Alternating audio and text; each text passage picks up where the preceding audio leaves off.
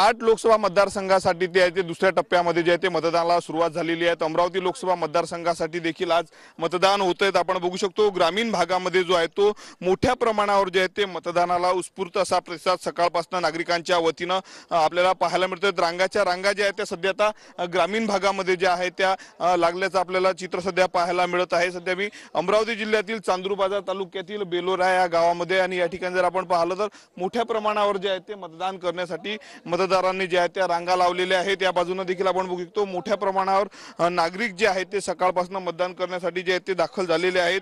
अमरावती जिल्ह्यामध्ये जर आपण पाहिलं जवळपास 18,36,078 जे आहेत ते मतदार आहेत आणि ते आपल्या मतदानाचा हक्क बजावणार आहेत। सोबतच 1,983 मतदान केंद्रावर जे आहे ते मतदान पार पडणार आहे। सर्वाधिक जर आपण पाहिलं तर 354 मतदान केंद्र जे आहेत ते एकट्या मेळघाटामध्ये आहेत। मतदानाचा टक्का वाढावा यासाठी जे आहे ते प्रशासनाच्या वतीनं मोठ्या प्रमाणावर जनजागृती करण्यात आलेली आहे।